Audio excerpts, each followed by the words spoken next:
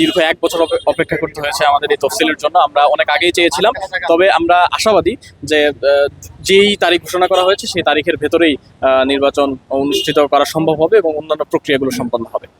দেখেন, মোটামুটি 5ই আগস্টের পর থেকে আমাদের যে সমস্ত বিষয়গুলো নিয়ে মৌলিক চাওয়া পাওয়া ছিল, তার মধ্যে একটা ছিল ডাকসু সহ সারা বাংলাদেশের সমস্ত শিক্ষা প্রতিষ্ঠানে যে ছাত্র সংসদ নির্বাচন, এটা দিয়ে দেওয়া ছিল আমাদের চাওয়া পাওয়া, মৌলিক চাওয়া পাওয়া।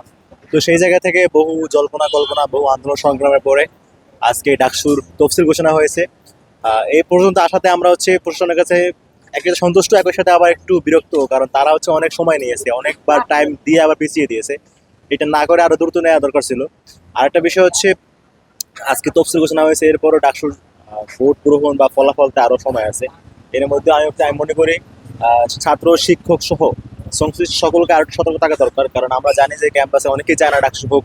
ডাকসু হলে অনেকের যে লেজুর ভিত্তিক রাজনীতির একটা নোংরা চর্চা, সেইটার বন্ধ হয়ে যাওয়ার আশঙ্কা আছে। তো এই জায়গা থেকে ডাকসু অনেকেই চায় না।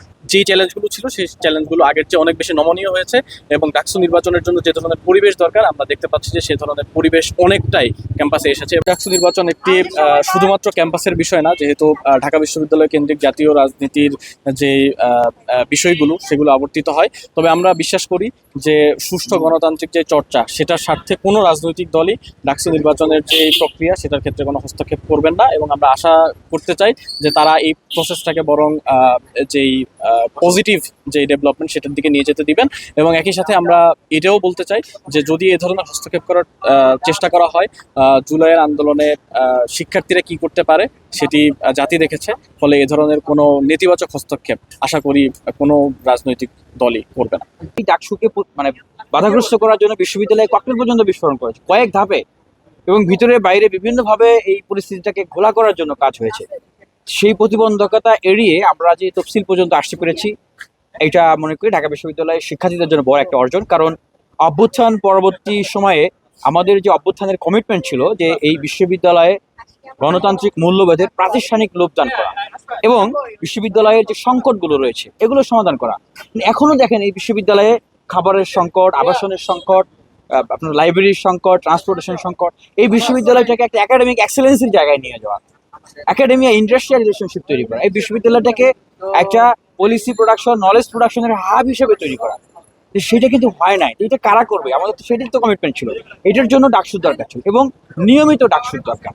তো এই কারণে আসলে আমাদের ফাইট। আমি মনে করি যে ঢাকা বিশ্ববিদ্যালয়ের শিক্ষার্থীরা এটাকে ওয়েলকাম করবেন, আমরা এটাকে ওয়েলকাম করছি।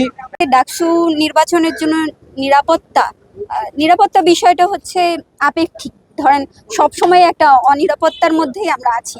তো আমি মনে করি যে ডাকসু নির্বাচন ঘিরে যেই অনিরাপত্তার যেই শঙ্কা আছে সেটা প্রশাসনকে আরো বেশি কঠোর হইতে হবে, আরো বেশি মানে সোচ্চার হতে হবে, কোথায় কি হচ্ছে সেটা নজর রাখতে হবে। শিক্ষার্থীদেরকে সাথে নিয়ে আমরা যে মেসেজটা দিচ্ছি সেটা হচ্ছে যে যেই বিশ্ববিদ্যালয়ের ছাত্ররা 5 আগস্ট পরবর্তী সময়ে 5 আগস্টের অভ্যুত্থানের সময় তারা স্নাইপারের সামনে বুক পেতে দিয়েছে, বুলেটের সামনে বুক পেতে দিয়েছে, এপিসি সাজোয়ার সামনে বুক পেতে দিয়েছে, তো সেই ছাত্রদের অধিকারকে নিয়ে ছিনিমিনি খেলবে, বানচাল করার চেষ্টা করবে, কেউ ককটেল মারবে, বোম মারবে, হোয়াটএভার যা কিছু করতে চায়, তারা কিন্তু আসলে সফল হবে, আলটিমেটলি সফল হবে না। আমরা সতর্ক আছি, শিক্ষার্থীদেরকে সাথে নিয়ে যে কোনো ধরনের অপতৎপরতা করার কেউ যদি চেষ্টা করে আমরা সেটা রুখে দেব, সেটা যেই করবে। দেখেছেন যে ডাকসু নির্বাচন 19-এর যে ডাকসু নির্বাচন সেটা একটা প্রহসনের নির্বাচন ছিল, লোক দেখানো নির্বাচন ছিল।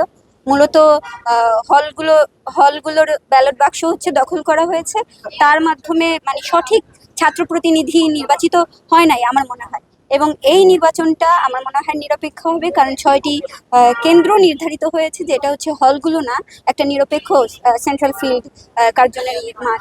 তো এগুলো দখল করা খুবই টাফ। টাইম যদি মিডিয়া থাকে আমার মনে হয় সেখানে কারচুপি করাটা খুবই টাফ হবে।